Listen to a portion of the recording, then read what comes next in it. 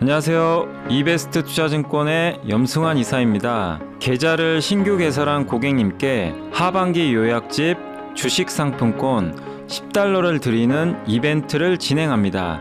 영상 하단 더 보기란을 통해 많은 참여 바랍니다.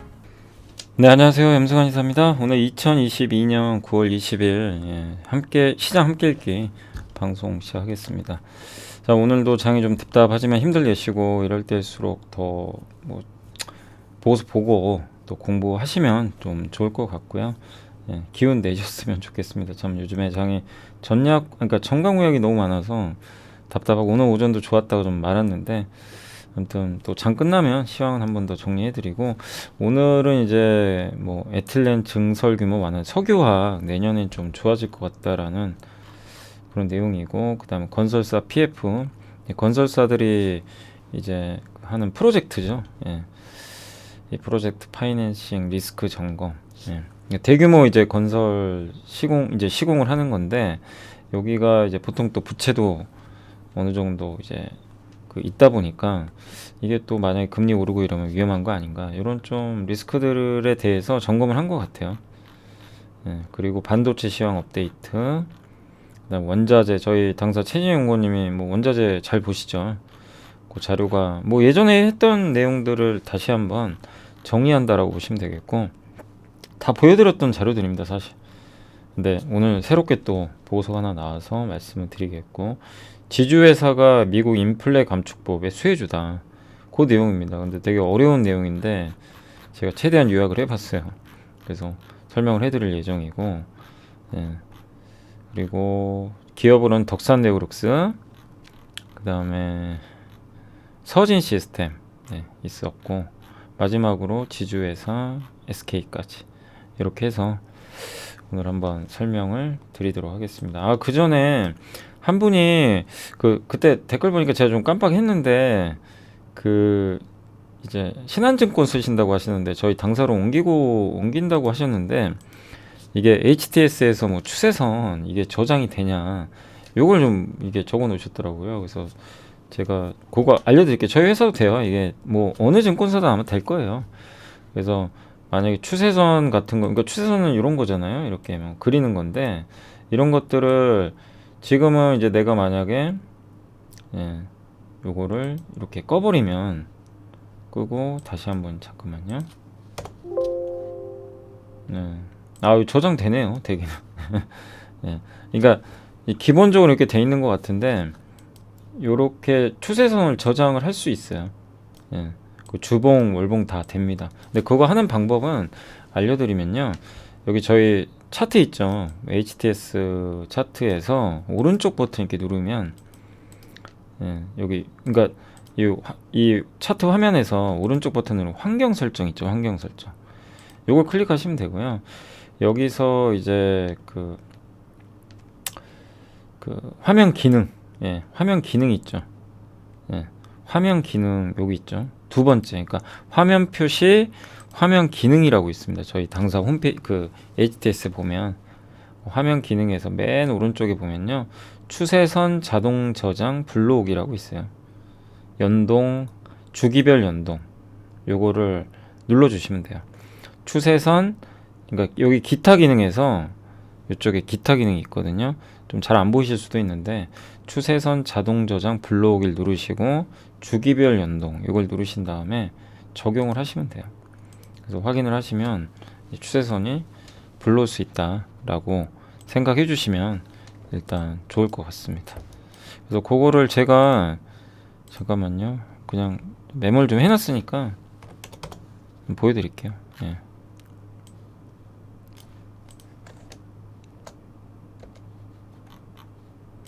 그래서 요겁니다. 저희 당사 차트 화면이 4001번이고요. 주식 종합 차트 화면에서 우측 마우스 클릭하시고 환경 설정, 화면 기능, 기타 기능, 추세선 자동 저장, 불러오기, 그리고 주기별 연동 체크, 요렇게 요 순서대로 그냥 하시면 될 것 같습니다. 그래서 저희 당사도 되니까 참고해 주시면 되겠고, 이제 본론으로 들어가서, 2023년 글로벌 에틸렌 증설 규모가 완화된다. 이건 무슨 내용이냐면, 에틸렌이 어쨌든 이제 그 석유화학의 이제 모든 석유화학 제품의 기초 소재거든요. 이걸 통해서 이제 많은 기초 소재를 이제 석유화학 제품을 만드는데 한국도 대규모 생산 설비들이 많이 있거든요. 근데 이 2022년에는 에틸렌 수요의 40%를 담당하고 있는 게 중국인데 중국이 너무 안 좋죠. 뭐 스마트폰도 안 좋지만 석유화학에도 막대한 영향을 좀 주고 있어요. 그래서 지금 석유화학도 안 좋은 거죠. 그래서 되게 근데 공급은 늘어요. 2022년까지 막 증설이 많다 보니까. 근데 내년에는 수요가 늘어날 겁니다. 중국도 조금 지금보다 나아질 것 같고, 그리고 무엇보다 내년에 좀 이제 긍정적인 건 에틸렌 생산 능력이요. 어쨌든 그동안 너무 많이 늘어났어요. 4개년 동안 신규 설비가. 근데 보통 4개년 동안 1000만 톤 이상의 신규 설비가 계속 있었대요. 지난 4년 동안. 그러니까 1000만 톤이 계속 늘어난 거죠. 공급은 늘고 수요는 줄어요. 그럼 어떻게 돼요? 안 좋죠. 근데 내년에는 증설 규모가 확 줍니다. 반으로. 이게 전년 대비 40%. 그럼 어떻게 될까요? 공급 압박이 줄겠죠. 그러니까 올해 최악의 업종 중에 하나가 석유화학이에요. 근데 보유하고 계신 분이라면 조금 더 지켜보는 것도 괜찮다고 보는 게 요겁니다. 여기 글로벌 에틸렌 증설이 이렇게 많았거든요.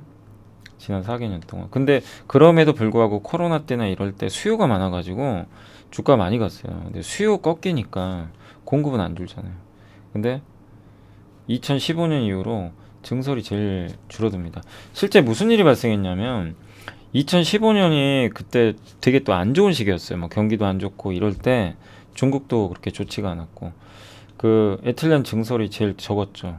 2016년, 17년에 롯데케미칼이 주가 엄청 올랐어요. 근데 그때는 물론 경기도 좋아졌습니다. 그러니까 많이 간 거죠. 근데 경기가 안 좋아지더라도 저렇게 설비 규모가 줄면 내년도는 좀 긍정적일 수 있다는 거죠. 근데 이거는 뭐 내년 가봐야 되겠죠. 가봐야 되겠죠. 수요는 뭐 정확히 알 수는 없으니까 다만 공급은 스케줄이 있으니까 공급이 저렇게 축소된다는 건 좀 긍정적일 수 있다. 이렇게 생각해 주시고 하나증권의 서현정 의원님이 이제 건설사 PF 리스크 너무 우려가 과도한 것 같다. 그렇게 부정적으로 보진 말자. 그 내용이고 다만 미분양이 좀 는 게 조금 리스크예요. 지금 청약 경쟁률도 많이 떨어지고 분양이 잘 안 돼요. 예전처럼. 네, 그래서 미분양도 좀 늘고 준공 미분양. 그러니까 준공한 다음에 분양이 안 된 거죠. 요것도 좀 늘고 있어서 좀 부담은 맞습니다. 다만 대형 건설사들은 지금 이 PF 대출 있죠. 대출 보증 잔액이 4.3조 원 정도 되거든요. 이게 리스크가 될 수도 있지만 2008년 금융위기 때는 12.4조. 그 다음에 지금 현금성 자산을 8.8조나 갖고 있어요. 그래서 리스크에 충분히 대비된 체력을 갖고 있고 또 옛날에는 연대보증으로 이게 부실화되면 건설사도 떠안았어요. 근데 지금은 책임준공이기 때문에 준공만 하면 이 채무를 인수할 이유가 없어요. 이 대출에 대해서. 그러니까 대출 보증을 해주는 거죠. 그거를 옛날에는 건설사가 떠안았죠. 연대보증이라. 근데 지금은 그런 게 아니고 이제 책임준공을 하고 있기 때문에 리스크는 크지 않다. 그리고 대형 건설사 분양 물량이 대부분 수도권에 있고 양질의 주택 프로젝트 파이낸싱을 갖고 있기 때문에 오히려 뭐 기회가 될 수 있다 이렇게 보고 있는 것 같아요. 다만 지금 가장 문제는 분양이 잘 안 돼요. 분양 물량도 좀 감소하고 있고 시장이 얼어붙다 보니까 그래서 이 분양이 좀 좋아지는 그 흐름이 나와야 주가가 좀 움직이지 않을까 이렇게 보고 있고요. 요게 검은색이 준공 미분양인데 아직도 절대 레벨은 낮아요. 낮지만 조금씩 증가하고 있고 일반 미분양은 좀 많이 늘었죠. 확실히 여기 보시면 일반 미분양은 많이 늘어난 건 사실입니다. 증가율이. 근데 과거랑 비교해 봐도 절대치는 되게 낮아요. 그래서 아직은 너무 리스크로 볼 필요는 없지만 좀 경계 좀 지켜는 봐야 되겠죠. 그리고 PF 잔액 추이고요. 또 여전히 뭐 낮은 수치입니다.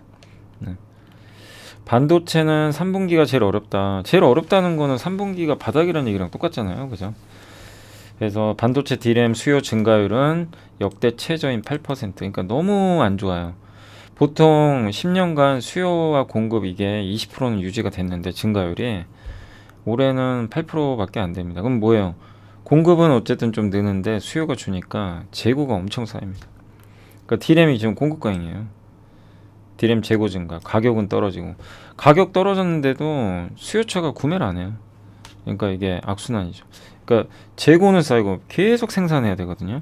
재고는 쌓이는데 공장 멈출 수도 없고, 근데 고객선 안 사가고, 그리고 그 가장 큰 이유 중에 하나가 오포, 비보, 샤오미 같은 중국 스마트폰이 안 좋아요. 여기가 개선돼야 됩니다.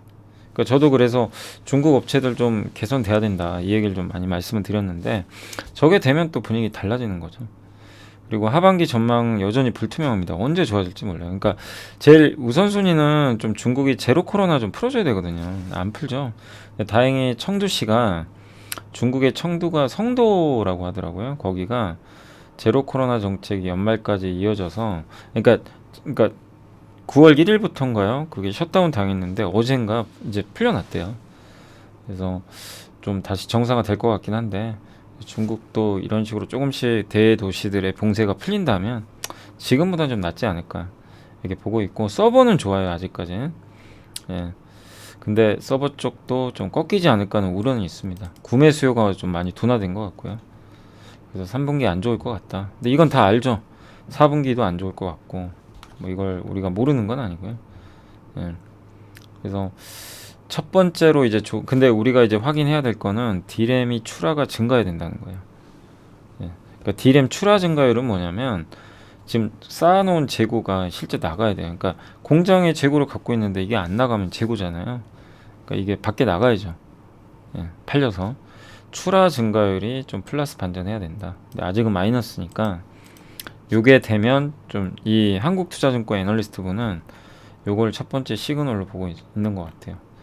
그래서 최민숙, 박상수 애널리스트가 일단은 그렇게 좀 보고 있고, 그래서 D램 재고가 소진돼야 돼요. 지금은 모든 게 다 재고들이 많이 쌓이는 사이클이거든요.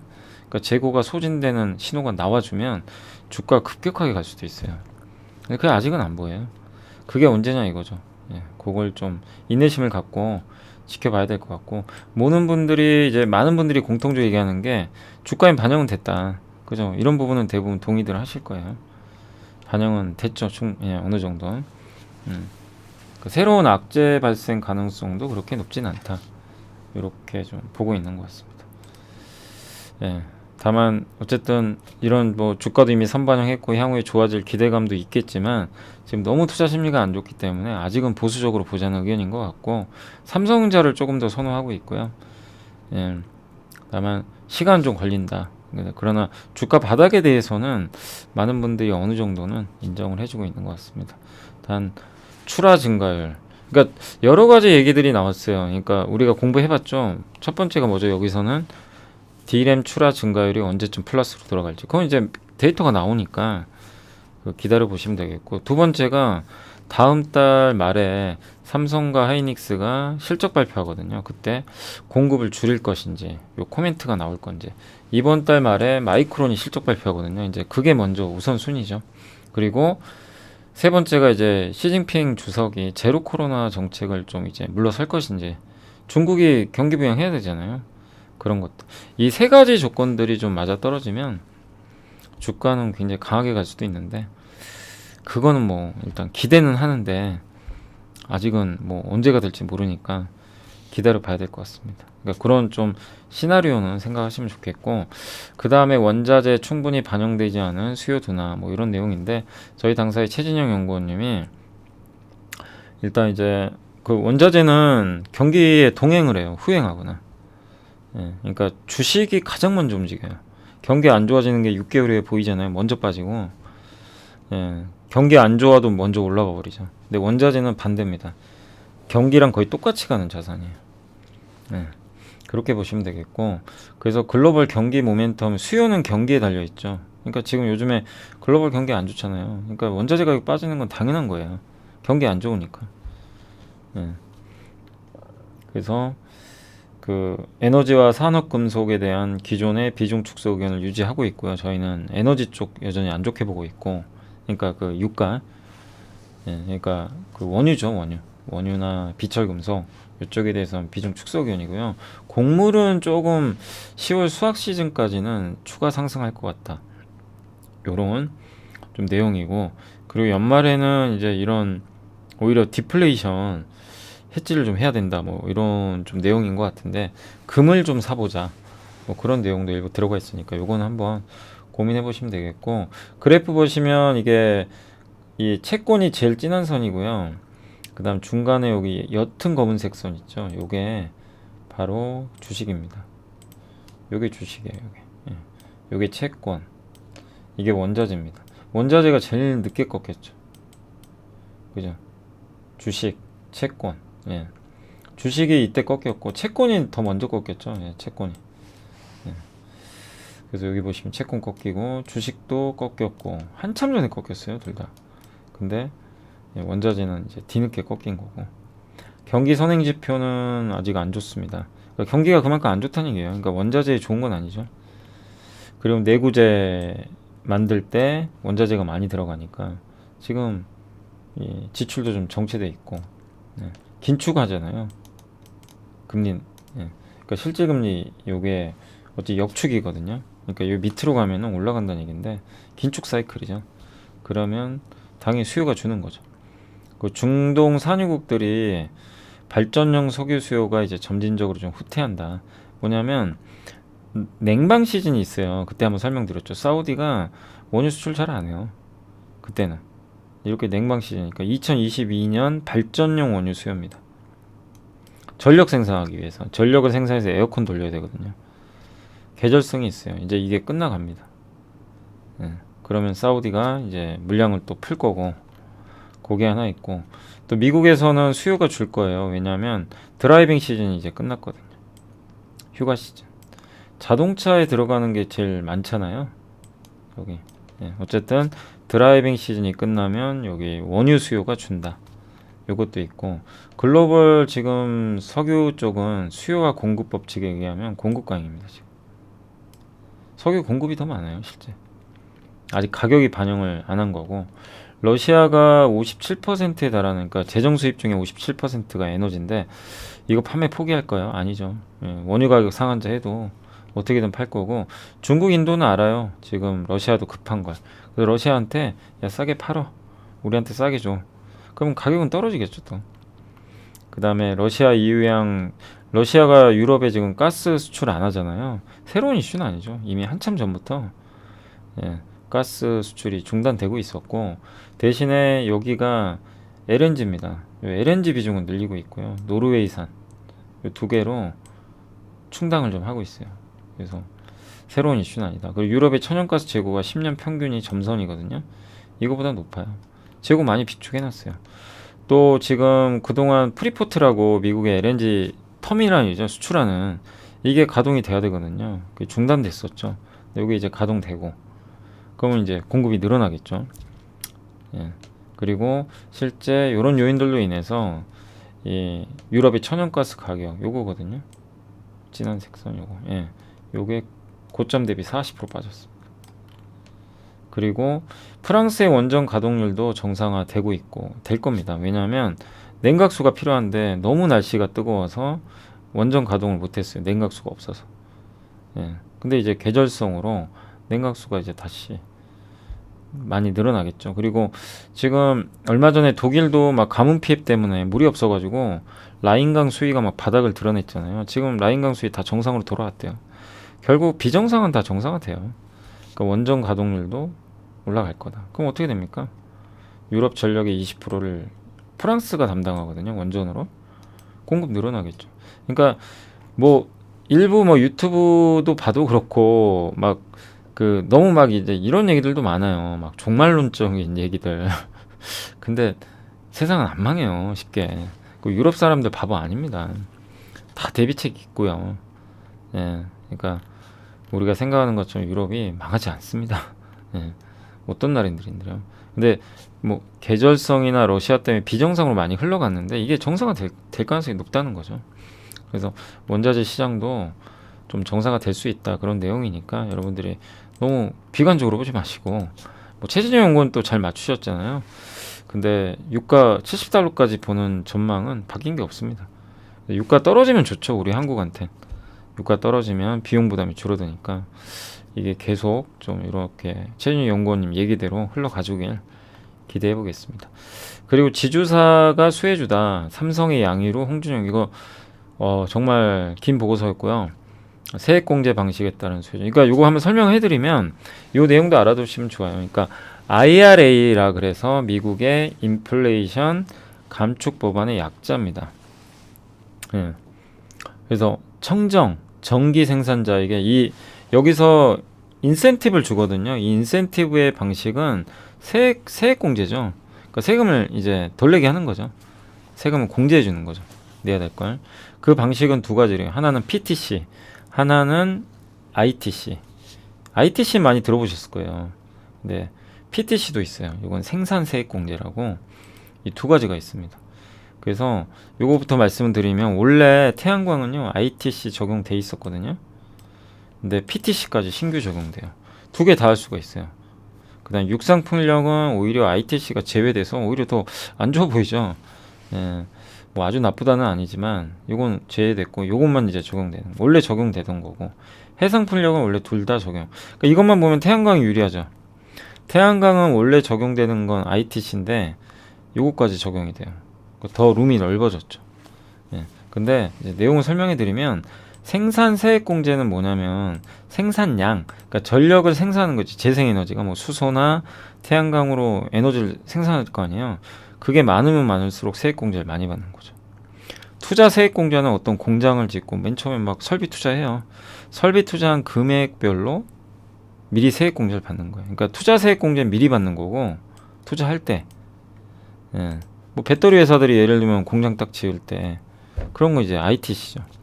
생산세액공제는 PTC입니다. 프로덕션이겠죠. 예, 이 생산세액공제는 이제 만들고 나서 에너지를 생산할 때마다 그 생산량이 많으면 더 많이 받는 그런 거 보시면 되겠습니다. 그래서 이 PTC가 과거에 육상풍력의 성장에 일조를 했대요. 육상에서 막 이제 바람 불어가지고 생산을 하면 많이 해줬는데 요게 이번에는 적용이 안 됨, 아니 그 원래 적용되던 거 그대로 유지되는데 ITC도 적용이 됐는데 요게 좀 제외가 된 것 같고요. 그러니까 만약에 육상풍력에 투자를 한다 그럼 세액공제 못 받는 거죠. 옛날엔 받았는데 근데 생산하는 거는 받아요. 계속 에너지를 만들어내는 거. 예.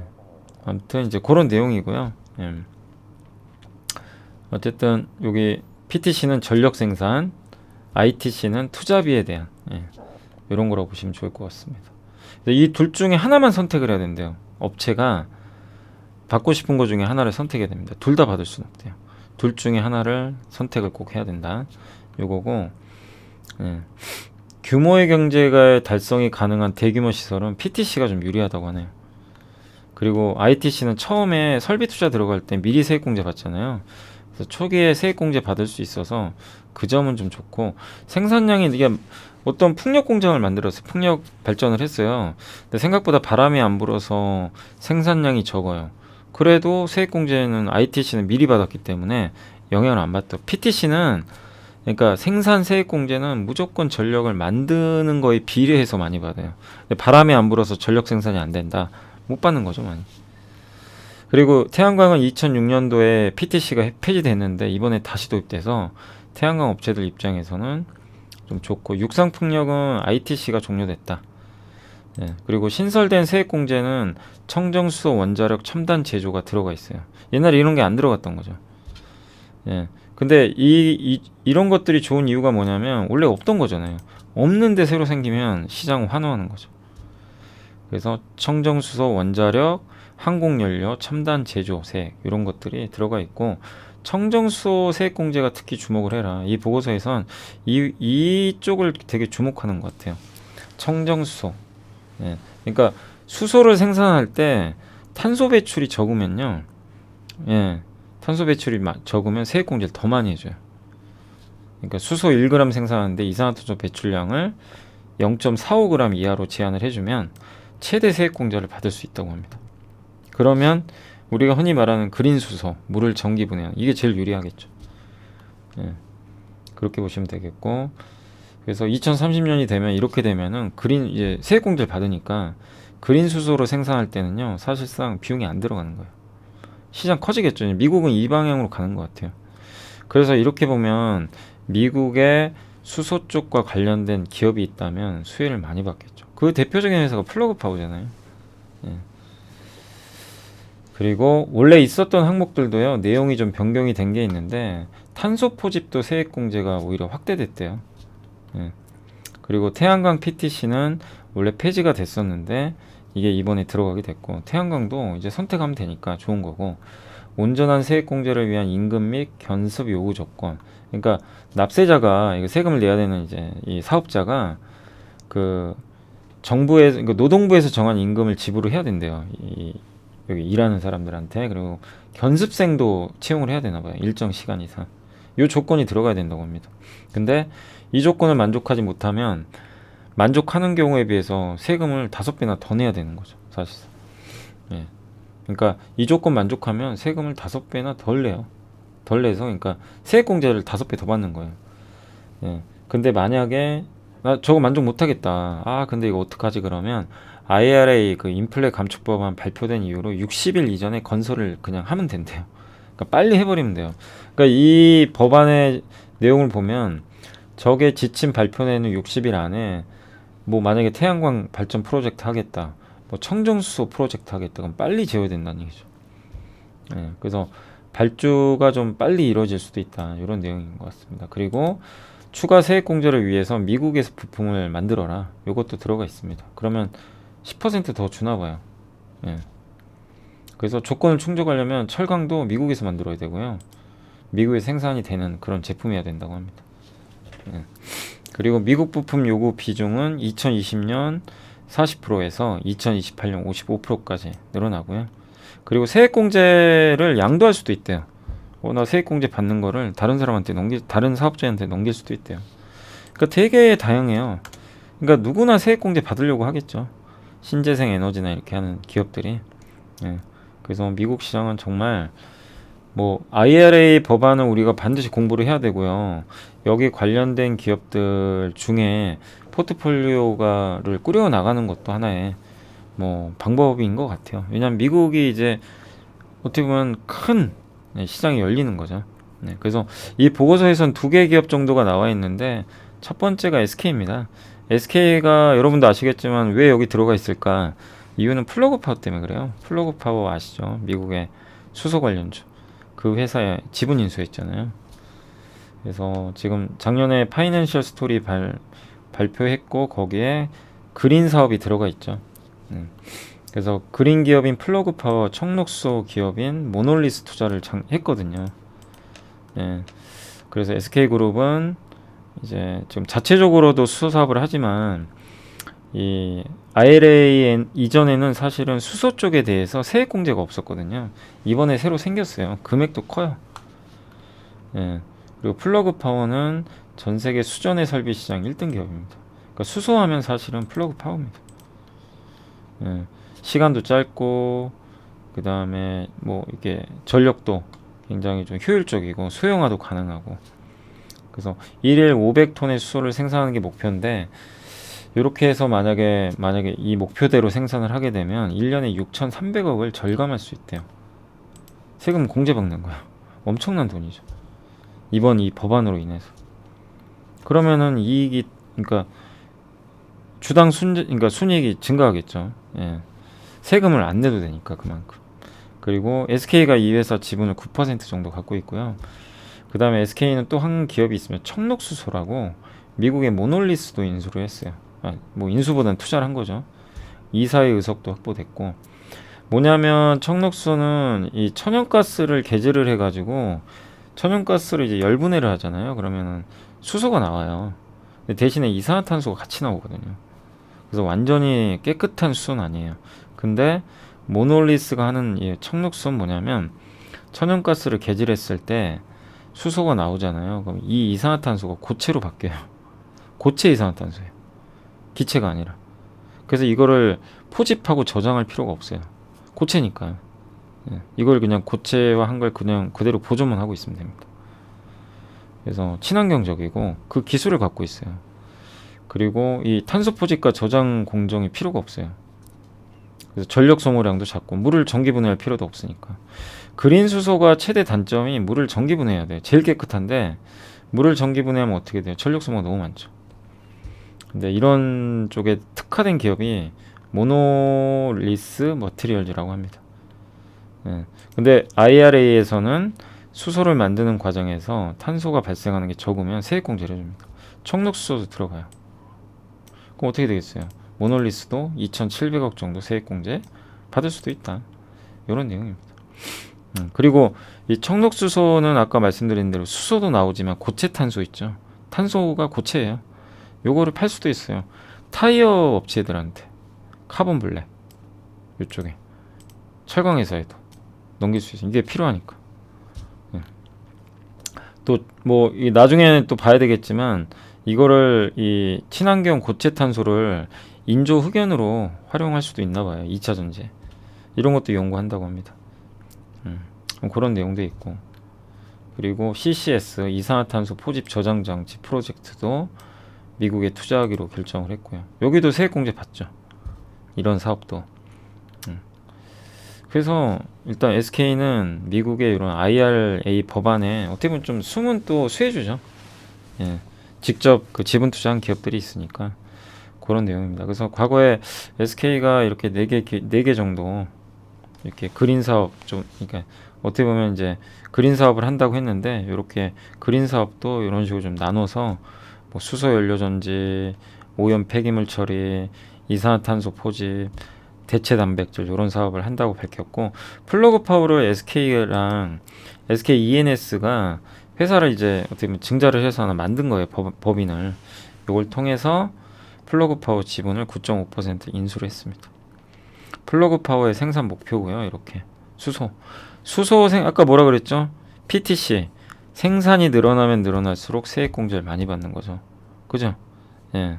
플러그 파워가 앞으로 생산을 많이 하면 세액 공제를 더 많이 받을 거고 요거는 지분 투자는 SK한테도 긍정적일 수 있습니다. 수소 종류는 이렇게 있고요. 그린이 제일 깨끗하지만 너무 전기료가 비싸요. 많이 나가니까 청록수소는 고체 탄소로 활용할 수 있고 블루수소는 이산화탄소가 나오잖아요. 그거를 포집하는 거예요. 못 나가게. 그래서 탄소 배출을 줄이기는 거. 그레이 수소는 그런 거 없어요. 그냥 천연가스 개질하면 이산화탄소랑 그 수소가 나오는데 그냥 그거 냅두는 거죠.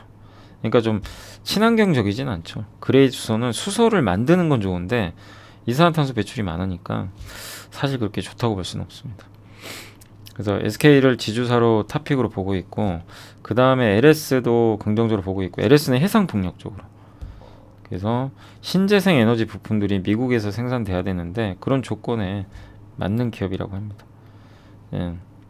그래서 많은 신규 프로젝트들이 앞으로 펼쳐질 텐데 미국의 해상풍력 시장은 이제 시작 단계래요. 예. 이제 시작된다. 매사추세츠, 뉴저지, 뉴욕, 버지니아, 코네티컷. 그래서 해상풍력은 현재 육상풍력의 8.2%밖에 안 되는데 더 많이 늘어나겠죠. 예, 그래서 꾸준하게 그러니까 향후에 2025년이 되면 육상풍력의 45%까지 비중이 늘어난대요. 그러니까 사실상 육상풍력은 성장성이 좀 둔화되고 해상풍력 시장이 커지는 거죠. 미국도. 그리고 LS전선은 연초 뉴저지주의 해저 케이블 수주를 따냈거든요. 해상풍력을 하면 그 해상에서 만들어진 이 전기를 옮겨야 될 거 아니에요. 송전해야죠. 케이블 필요하잖아요. 그걸 하는 회사가 LS전선이죠. LS전선은 비상자, LS가 갖고 있죠. 그러니까 그 수혜를 LS도 받을 수 있다. 그런 내용입니다.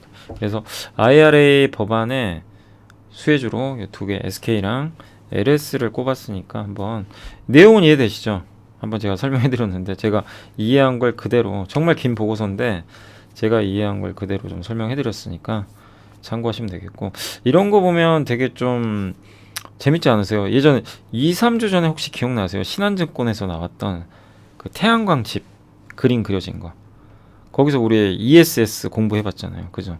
ESS 그때 우리가 공부했던 기업 중에 하나가 그 보고서에는 안 나왔는데 미국 ESS 1등 기업의 OEM으로 만들어준 회사가 서진 시스템. 그러니까 연결을 해버린 거죠, 우리가. ESS 시장이 이렇게 커질 텐데 보고서를 보니까. 예. 그런 거죠. 그러니까 IRA 법안이 우리가 흔히 뭐 2차 전지나 이런 것만 있는 게 아니라 이렇게 숨겨진 내용들이 되게 많아요. 예. 시장에 반영이 안 돼. 그런 것들 찾는 것도 되게 재밌죠. 예. 그러니까 이런 보고서를 보고 또 아이디어도 고민해 보시면 좋을 것 같습니다. 네.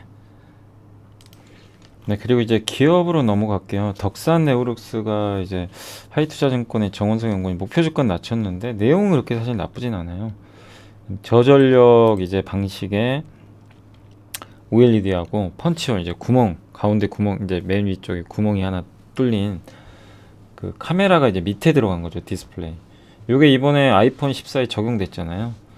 네, 근데 그게 적용이 됐는데 LED 디스플레이도 이걸 하기로 했는데 좀 양산이 좀 지연됐나 봐요.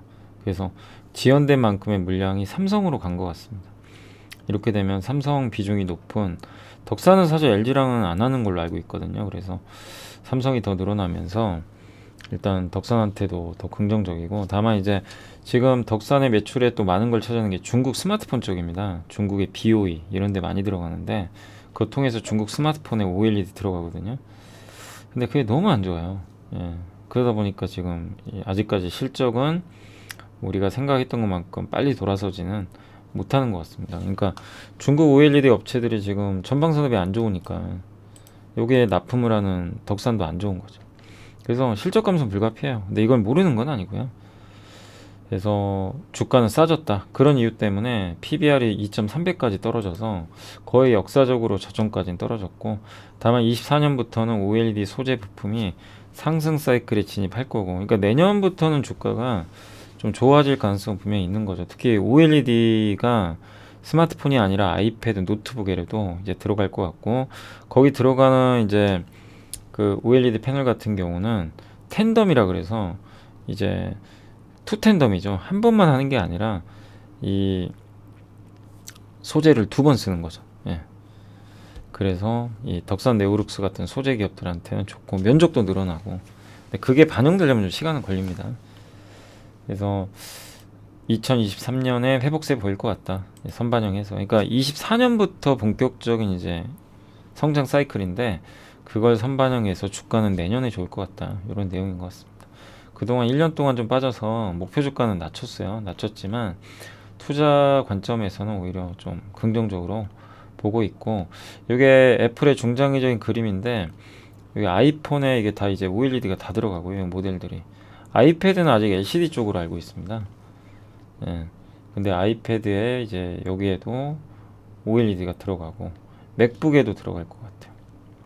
2024. 그러니까 여기서는 2024년부터로 보고 있는 것 같습니다. 내년인지 24년인지 좀 더 봐야 되겠지만, 그래서 좋고, 덕산 네오룩스의 PER, PBR 밸류에이션입니다. 다 지금 아래쪽에 있죠. 역사적 저점 한번 찍고 왔어요. 고객사별 비중인데 이게 중국 비중이거든요. 사실은 해외 고객사 중국 비중이 이렇게 줄어버렸어요. 중국 그만큼 매출이 안 나오는 거예요. 삼성 디스플레이 이게 중국 매출이 이렇게 늘어나주면 좋거든요. 그때가 이제 딱딱 실적이 점프할 텐데 이게 지금 거의 없어요.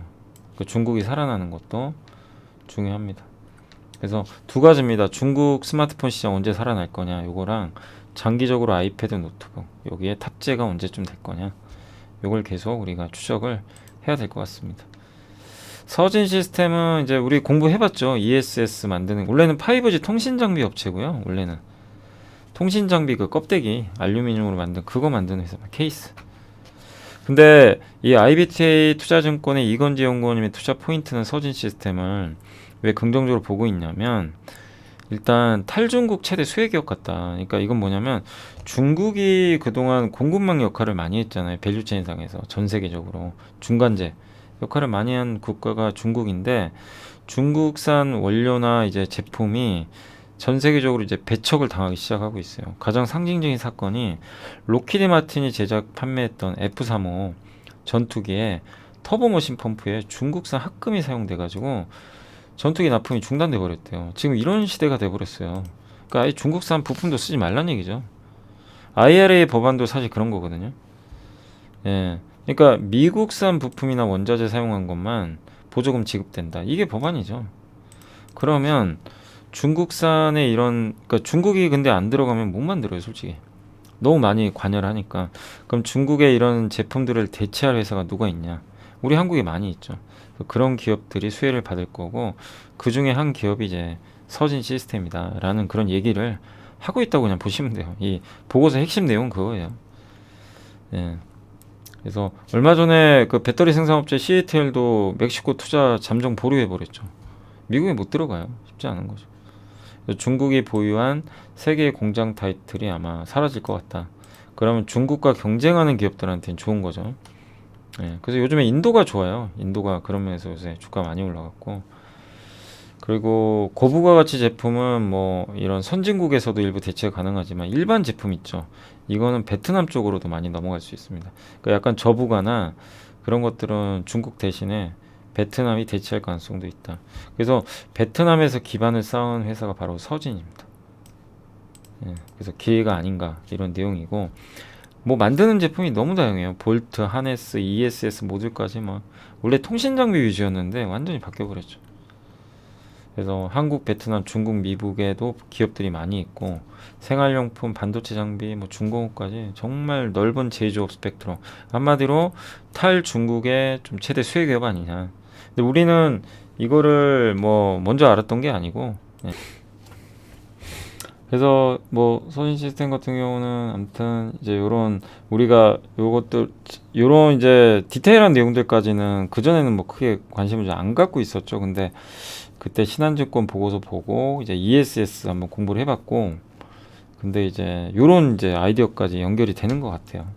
예. 그러니까 한마디로 뭐 물론 이게 100% 다 이 내용에 무조건 동의하라는 얘기는 아닙니다. 이제 또 애널리스트 분의 생각이니까 맞을 수도 있고 아닐 수도 있는 거죠.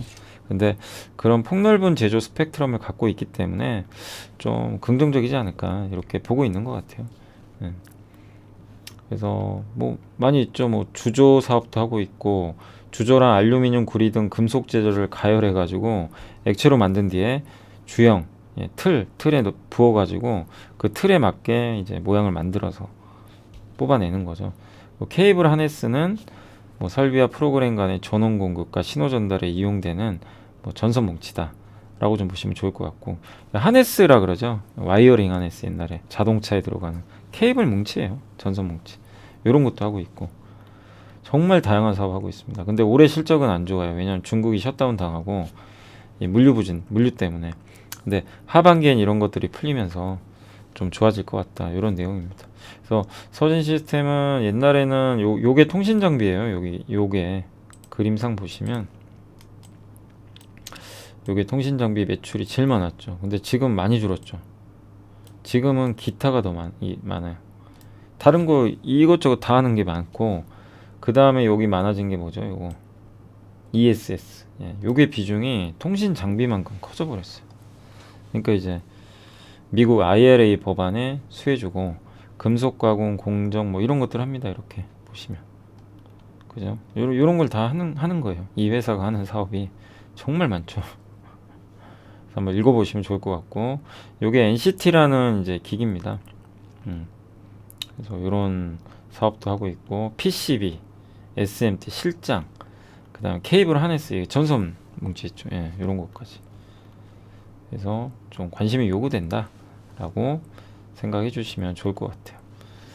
그리고 SK는 아까도 한번 보여드렸지만 요거는 이제 다른 보고서고요. 그 SK증권의 최간순 연구원님이 오늘 지주사 보고서를 썼는데 거기 탑픽으로 SK를 또 꼽았습니다. 그래서 목표주가 36만 5천 원이고, SK가 지난 9월 1일부터 소강 목적의 자기 주식을 취득을 했고, 총 2천억 규모, 현재까지 100억 정도 매수 추정을 하고 있고요. 주당 1,500원의 중간 배당을 실시를 이제 한다고 했고, 그래서 지금 자기 주식 지금 소각을 이제 취득해서 소각을 지금 하고 있는 그러니까 취득하는 과정에 있고, 그 다음에 앞으로도 꾸준히 하지 않을까 이런 이제 기대가 있는 거죠. 주주 환원책이 계속 이어지고 있고요. 또 자회사 SK 에코플랜트가 폐기물 회사거든요. 이 회사를 이제 6천억 정도 유증을 통해서 기업 가치를 3.8조 원 정도 인정을 받았다고 합니다. 예, 그리고 상장은 아마 내년 하반기 정도에 SK 에코플랜트를 할 것 같고요.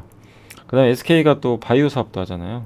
또 미국에, 그러니까 이게 참 SK가 투자한 기업들이 또 미국에도 많이 있어요. 그래서 미국 IRA나 이런 또 미중 간의 갈등에서 약간의 또 수혜를 받을 수 있는 그런 지주회사로 부각이 되는 것 같습니다. 그래서 주주 환원책도 있고 자기 주식 매입도 하고 또 저런 자회사들이 같이, 그리고 아까 우리 삼성증권 보고서 공부한 대로 이제 미국 IRA 법안 통해서 뭐 간접적이죠 물론 그런 모놀리스라든가 플러그 파워의 수혜를 좀 받을 수도 있다 이런 내용이니까 예, 감안하시고, 주가는 뭐 저평가돼 있죠. 사실 작년에 아시겠지만 SK 정말 참 예, 고생 많이 했죠. 예. 언제쯤 참 좋아질지는 저도 뭐 알 수는 없습니다만은 예, 이런 모멘텀들은 분명히 있으니까 참고해 주시면 좀 좋을 것 같고, 오늘 뭐 서진 시스템도 뭐 이게 뭐죠? 예, 팀도 그렇고, 그러니까 기업들이 그동안 되게 다 부진했어요 보면은. 근데 이제 IRA 수혜로 뒤늦게 이렇게 좀 부각되는 기업들의 주가가 조금씩 우상향하고 있다, 뭐 그런 정도 생각해 주시면 일단 좋을 것 같습니다. 자, 그래서 오늘 일단 그 제가 여기 한 45분 정도 지났는데 일단 오늘 보고서는 다 설명을 해드렸고, 제가 장 끝나고 뭐죠? 예, 시황하고 공시 있으면 그거 정리해서 좀 간단하게 10분 안쪽으로 마무리하겠습니다. 아직은 좀 장이 끝난 시간은 아니어가지고 일단 여기서 멈추고 장 끝나고 다시 말씀드리겠습니다. 안녕하세요. 이베스트 투자증권의 염승환 이사입니다. 계좌를 신규 개설한 고객님께 하반기 요약집 주식 상품권 10달러를 드리는 이벤트를 진행합니다. 영상 하단 더 보기란을 통해 많은 참여 바랍니다. 네, 이제 장이 끝났고요. 오늘 현재 코스피가 오늘은 12포인트 오르긴 올랐습니다. 4일 만에 반등했지만 뭐 정말 간이 기별도 안 가죠. 이 정도 오른 거는 뭐 올랐다고 보기도 좀 민망할 정도로 오늘 증시가 좀 약했습니다. 사실상 이렇게 제한적이었고, 물론 뭐 오르긴 올랐어요. 반면에 코스닥은 좀 많이 올랐습니다. 코스닥은 어제 충격에서 좀 벗어나면서 1% 이상 좀 급등세를 보여줬는데, 물론 아직 충격이 완전히 벗어난 건 아니죠.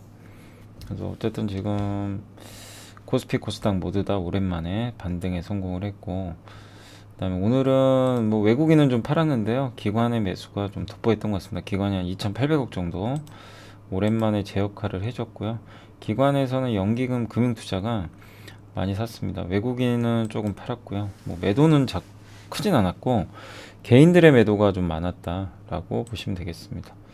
오늘 시가총액 상위 종목은 삼성전자하고 하이닉스가 되게 안 좋았고요. 특히 하이닉스가 지금 주가가 너무 부진합니다. 예, 근데 아까 잠깐 기사 보니까 하이닉스가 워낙 지금 업황이 안 좋다 보니까 조금 하이닉스가 설비 투자 좀 줄인다라는 그런 얘기가 일부 있었던 것으로 좀 보여지고요. 예, 어쨌든 그만큼 지금 업황이 안 좋다는 거고, 오늘은 듀산이 많이 올랐고요. 동아기업, 2차전지, 진에어 역시 리오프닝, 이제 코로나 종식됐다 라는 바이든의 언급이 좀 있었죠. 그리고 제주항공 항공주들이 정말 눌려 있었죠. 그리고 인탑스는 우리 지난주에 한번 보고서 봤죠. 로봇, 서빙 로봇. 예, 저도 서빙 로봇 이게 식당에서 이제 한번 보고 깜짝 놀랐는데 그 만든 회사가 인탑스였죠. 예, 보고서에 나와 있었고, TI 첨단 소재, 뭐 신세계 인터내셔널, 덕산 네오룩스도 오늘 목표 주가 낮췄는데도 주가 많이 올랐고, 엔캠도 이제 미국 쪽에 아마 전해액 관련해서 좀 모멘텀이 있지 않았나 생각합니다. 삼성 엔지니어링이 한 5% 올랐고, 오스테인 플란트도 오랜만에 올랐고요.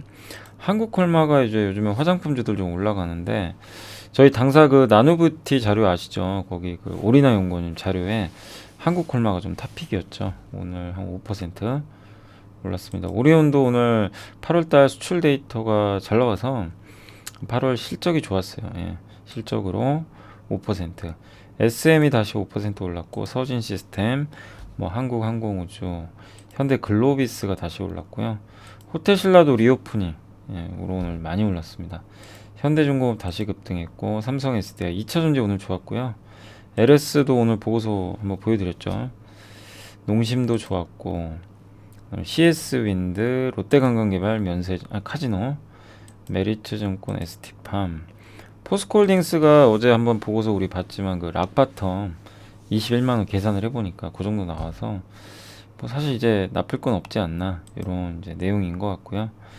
HLB, 두산박해, 뭐 현대해상, 포스코 ICT, 대상도 이제 내년 괜찮다라는 내용들의 뭐 흐름들이 좀 가미가 됐고, 오늘 음식료가 다 전체적으로 좋았습니다. 대한항공, DLENC, 현대모비스는 오늘 현대차는 좀 약했는데 모비스가 좀 급등했고요. 하나투어, 뭐 넥센타이어, CJ제일제당, 음식료가 다 전반적으로 좋았고, 금호석에는 오늘 자사주 소각 결정이 있었습니다.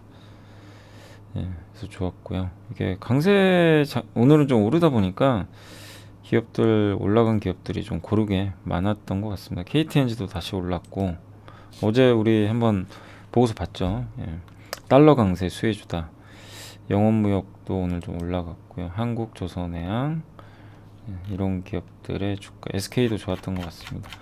반면에 오늘 좀 하락을 주도했던 기업들은 일단 한솔케미칼이 오늘 좀 많이 빠졌는데, 사실 뚜렷한 악재는 없는데 이 한솔케미칼의 주력이 그 반도체에 쓰이는 과산화수소인데, 이게 이제 천연가스를 원료로 만드는 걸로 알고 있어요. 근데 천연가스 가격에 대한 좀 부담. 근데 요새 또 천연가스 가격이 많이 떨어진 것 같은데, 거기다가 이 회사가 이제 그 삼성 쪽이나 이런데 반도체 소재를 많이 납품을 하는데, 아마 이 부분도 좀 소재 납품이 좀 매출이 줄지 않을까. 요새 반도체 너무 안 좋잖아요. 그리고 아까 하이닉스가 감산 뭐 공급 축소 뭐 이런 얘기 나오다 보니까 이것도 부진했고, 또 한솔케미칼이 그 퀀텀답 디스플레이 들어가는 QD 그 소재를 만드는데 그 TV죠, TV. 예. TV 판매 좀 부진한 것도 영향 준 것 같습니다. 참 알짜 기업은 맞는데 오늘 한솔케미칼은 사실 뭐 뚜렷한 이유는 없습니다. 근데 오늘 외국인 기관의 동반 매도, 아마 손절매로 추정이 되는데 오늘 좀 무차별적으로 좀 급락을 했던 것 같고, 리노공업도 별다른 악재는 없었는데 많이 빠졌고요. SK바이오사이언스는 미국의 모더나가 폭락을 했어요. 이제 코로나 종식.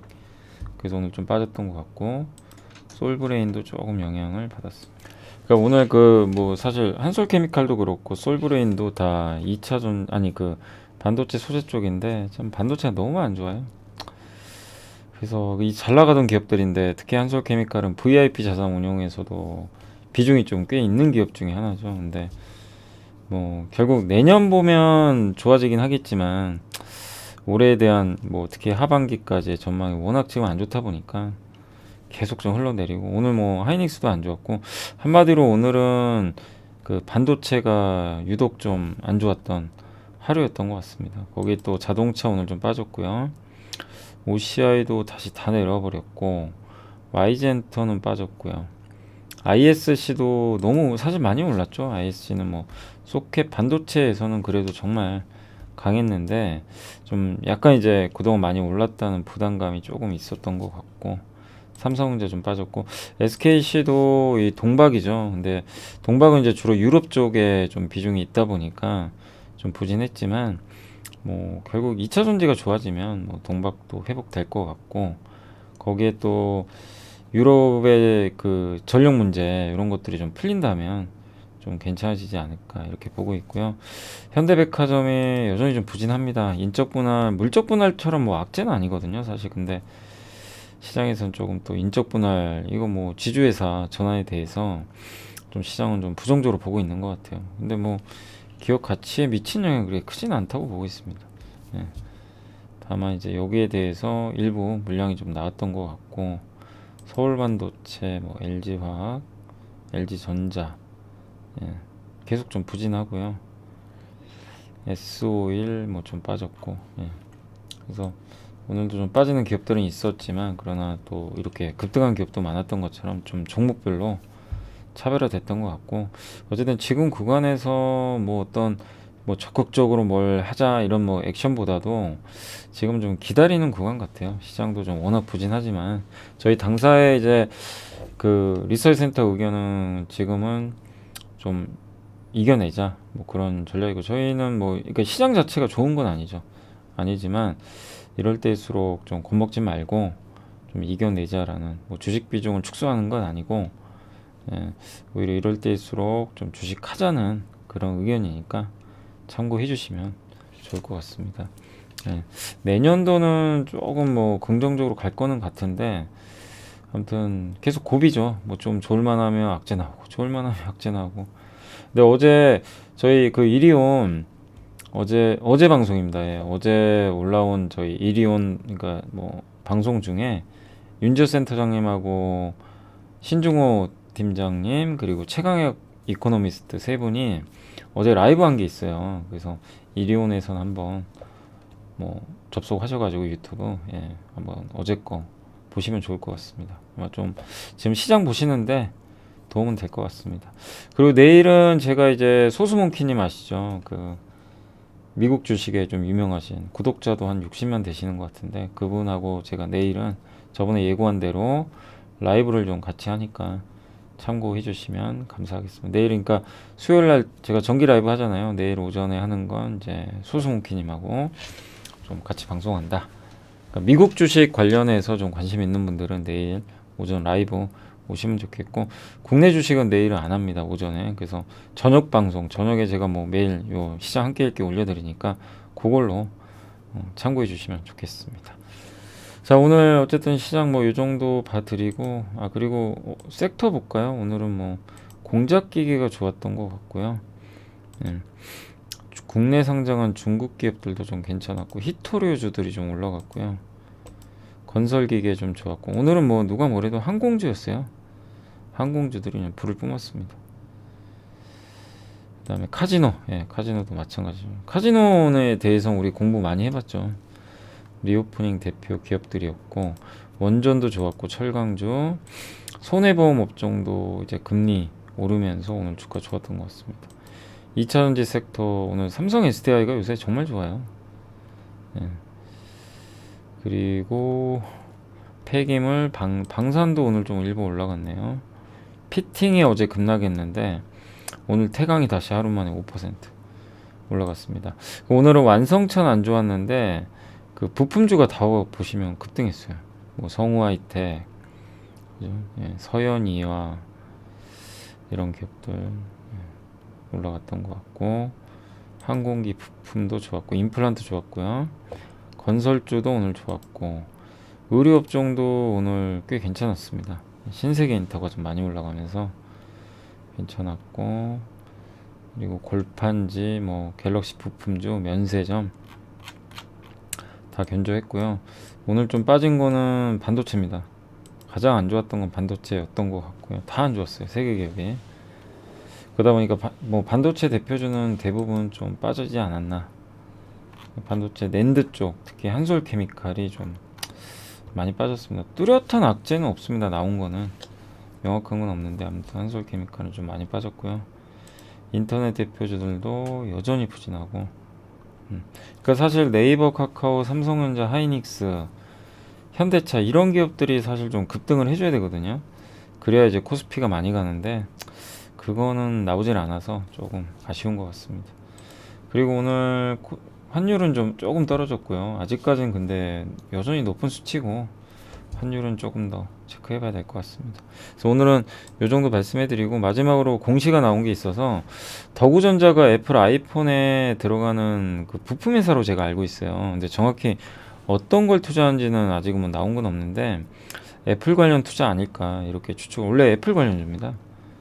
애플 아이폰 관련주. 그래서 더구전자가 209억 정도 투자 공시가 나왔으니까 아마 뭐 애플에 대한 투자가 아닐까 뭐 조심스럽지만 추측은 하고 있고 비추라셀은 2차 전지가 아니고 1차 전지 그러니까 충전이 안 되는 전지 만드는 회사죠. 그러니까 무기 같은 거 있죠. 무기 그 다음 굴삭기 같은 거 있죠. 이렇게 뭐 아니면은 셰일가스 막 시추할 때 이게 드릴 이런 것들에는 사실 1차 전지가 들어가거든요. 특히 무기 같은 데 많이 들어가는데 또 스마트 미터기 그러니까 미터기죠. 우리가 전력 측정할 때 집마다 이번 달은 얼마 썼고 그런 것들을 이제 계량기라고도 하죠. 근데 스마트 계량기죠. 거기에도 뭐 일일이 막 전원 갈아 끼기가 어려우니까 비추로셀이 만든 그런 이제 1차 전지 되게 용량이 크기 때문에 오래 가요. 그런 이제 1차 전지를 만든다. 근데 그 스마트 미터용이 뭐냐면 아까 말씀드린 대로 AMI라는 거라고도 불리는데 그게 이제 집에 있는 전력 계량기라고 그냥 보시면 돼요.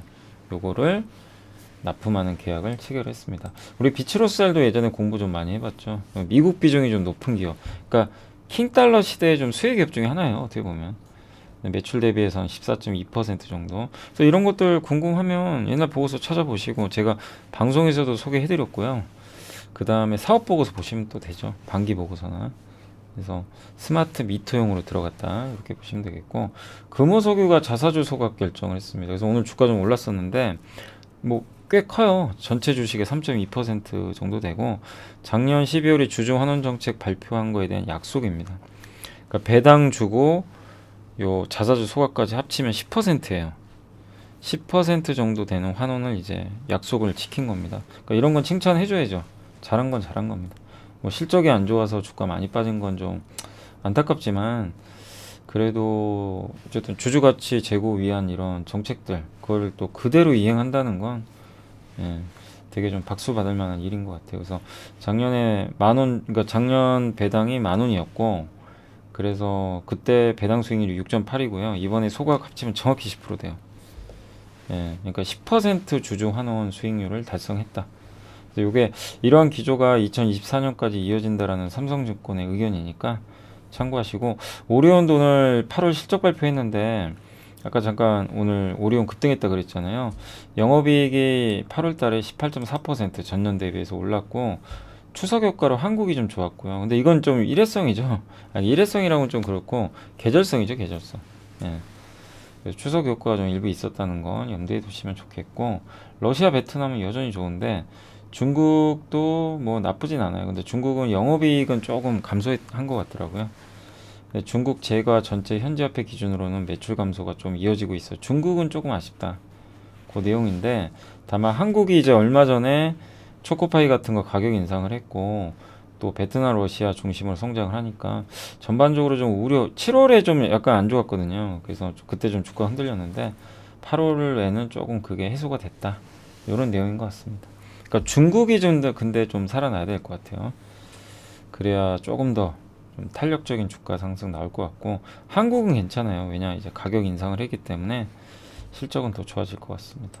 그래서 결국엔 9월 데이터까지는 한 번 더 좀 지켜보자 라는 그런 말씀을 좀 일부 드리고 싶고, 요거는 요 내용은요, 메리츠 증권에서 이제 좀 요약을 해준 그런 자료니까 참고하시면 좋겠습니다.